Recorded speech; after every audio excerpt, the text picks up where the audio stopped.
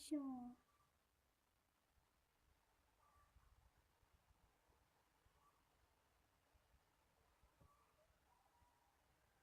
Chúng ta sẽ là đi người đã chi ta rồi.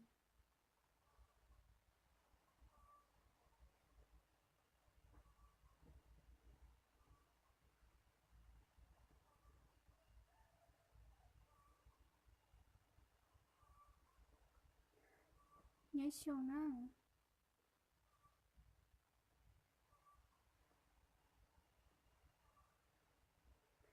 Lấy từ tôi nói sure hai nhớ sure đâu nữa. Đây kìa.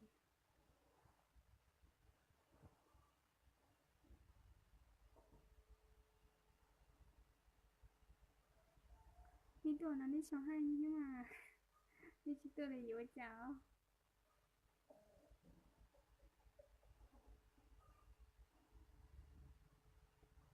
Đi từ tôi nói sure hai nhớ sure đâu.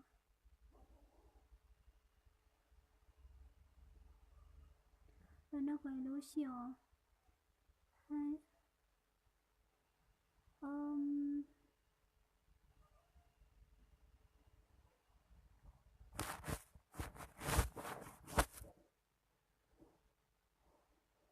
Là nó lưu sure nó.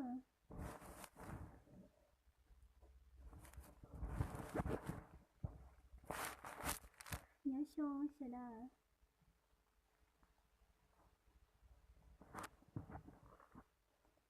Nhớ sure.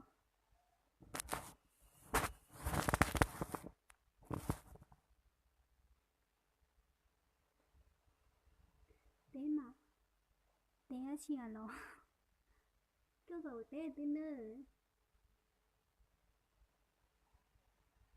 Nếu thì nhau nói sâu hai chả chúng nên sâu đỡ tua li. Nếu xì khẩu đó nên mỗi xì ta đó.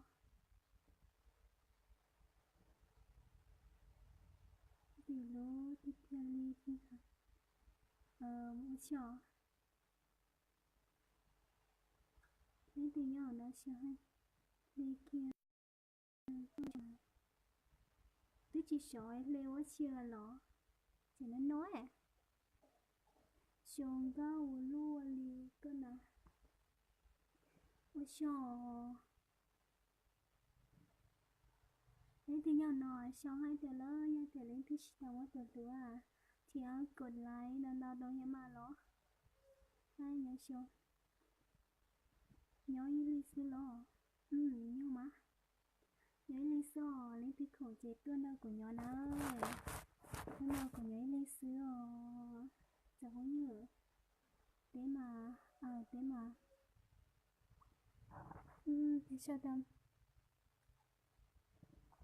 Khóc dài đỡ.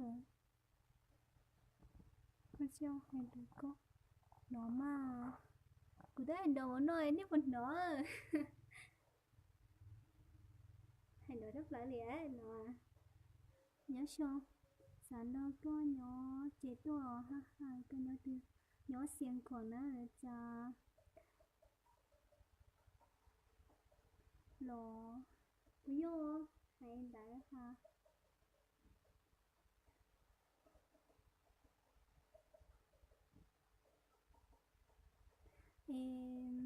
Nên nói tí chỉ sợ e. Chị nà mô. Thật ra sợ quản lê á. Đầu tiên thanh lỗ chứ chống quản lê. Là đa số đi nó xài chả.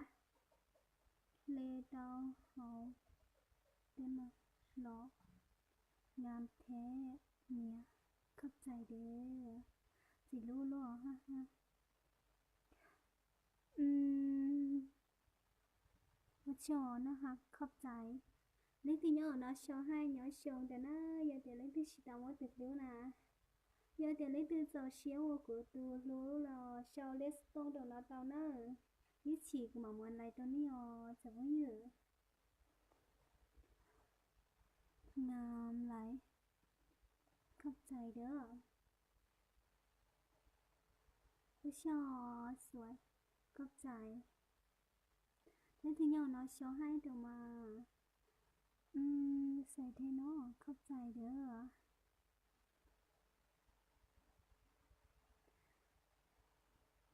và chi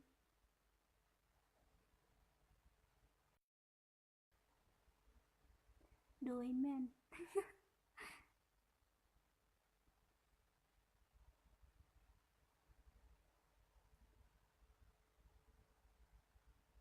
ở cho đúng mong lì cho có tụi lấy sợ tông nè chỉ mà xong đã đâu có nó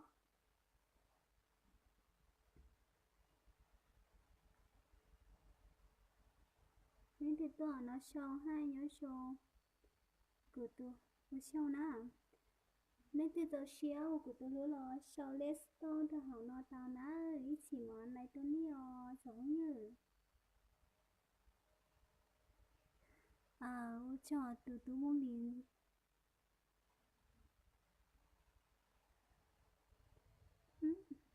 chị cả chứ sai lúc nào chị cả sợ rồi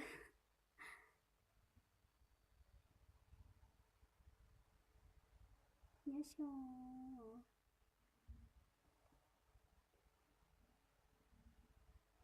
hai nhớ xong lấy thì tôi nó xong hai nhớ xong tao nè Oli đã rồi Oli mà ấy có nhóc phải tiêu tôi muốn lì hai nhớ xong chờ có chế đa đa sư lần đầu cháu đi cháu hai đi co lên từ nhiều sau tua có tiêu lời nha chị đâu mua chẳng sơn đâu